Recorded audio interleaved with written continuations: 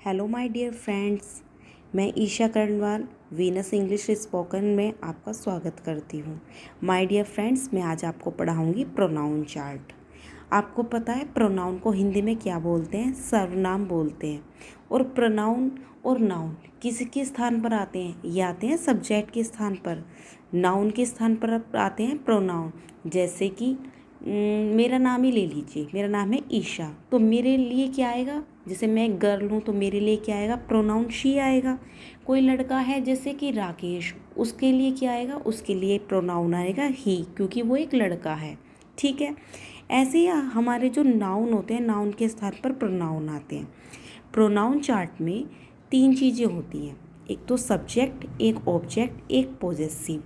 Subject क्या होते हैं? सब्जेक्ट में भी हम इसमें क्या करते हैं? 3 पर्सन रखते हैं, एक तो first person, second person, third person. First person और सेकंड पर्सन और थर्ड पर्सन में कुछ सब्जेक्ट तो हमारे होते हैं सिंगुलर, कुछ सब्जेक्ट होते हैं हमारे प्लूरल। आपको पता है फर्स्ट पर्सन में हमारे कौन कौन से प्लूरल सब्जेक्ट हैं? आई और वी दोनों हमारे फर्स्ट पर्सन में दोनों प्लूरल सब्जेक्ट हैं। सेकंड पर्सन में हमारा जो यू आता है, सेकंड पर्सन सिर्फ यू होता है, और सेकंड पर्सन में यू हमारा प्लूरल सब्जेक्ट है, और थर्ड पर्सन में हमारा दे प्लूरल सब्जेक्ट है। और सिंगुलर सब्जेक्ट कौन कौन से हमारे? ही थर्ड पर्सन में सिंगुलर सब्जेक्ट है हमारे ही और शी और इट। ठीक है। तो प्रोनाउन में माय डियर फ्रेंड्स, जब तक आप प्रोनाउन को याद नहीं करेंगे ना तो आप सेंटेंस बना सकते हैं, ना आप स्पीकिंग कर सकते हैं। आप सेंटेंस ही नहीं बना पाएंगे तो स्पीकिंग क्या करेंगे? इसलिए जब तक आप ये पूरे प्रोनाउन चार्ट को याद नहीं कर लेते, पूरे टिप्स पे नहीं ले आते, तो कोई फ़ायदा नहीं होगा।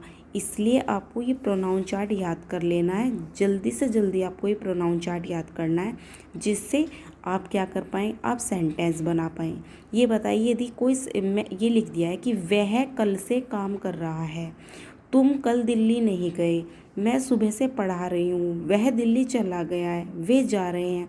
जब तक आपको यही नहीं पता होगा कि सब्जेक्ट आए, मैं को आए बोलते हैं, हमको वी बोलते हैं, तुमको यू बोलते हैं, वह के लिए शी आएगा, उन्होंने या वे आ जाए तो दे आएगा, तो आप क्या सेंटेंस बना पाएंगे?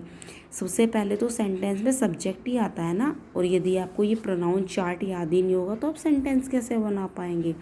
इसलिए मैं आज आपको बता रही हूँ, ये मोस्ट इम्पोर्टेंट है और ये मस्ट है, ये आपको करना चाहिए, और मुझे पूरी उम्मीद है आप इसे याद कर लेंगे, क्योंकि मैंने आपको पहले बताया है कि मैं आपको इंग्लिश सिखा कर मानूंगी। ठीक है।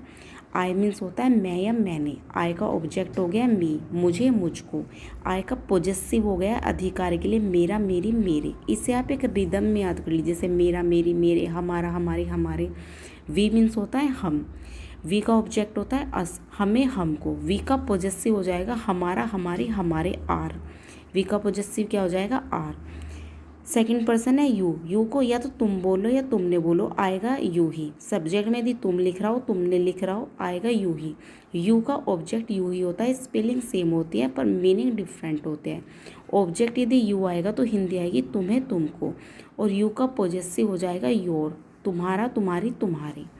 फिर थर्ड पर्सन में आते हैं ही मेल के लिए आता है, यानी कि मेल पुरुष के लिए आता है, मेल जेंडर के लिए।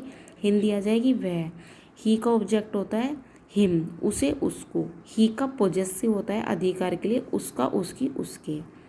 शी फीमेल जेंडर के लिए आता है। शी को हिंदी सेम ही रहेगी। शी की हिंदी होती है वह, और शी का ऑब्जेक्ट होता है हर, हिंदी आ जाएगी उसे, उसको। शी का पॉजेसिव आ जाएगा हर, उसका, उसकी, उसके। दे मीन्स वे या उन्होंने। दे का ऑब्जेक्ट हो जाएगा दैम, उन्हें, उनको। दे का पॉजेसिव हो जाएगा देयर, उनका, उनकी, उनके।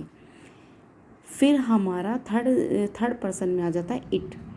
ये नॉन लिविंग थिंग्स के लिए आएगा इट। इट को यह या इस बोलेंगे, इट का ऑब्जेक्ट इट ही रहेगा, इसे या इसको बोलेंगे, और इट का पॉजेसिव हो जाएगा इट्स, इसका, इसकी, इसकी। तो आई होप आपको ये समझ में आ गया और आप इसे याद करेंगे। Thanks for watching.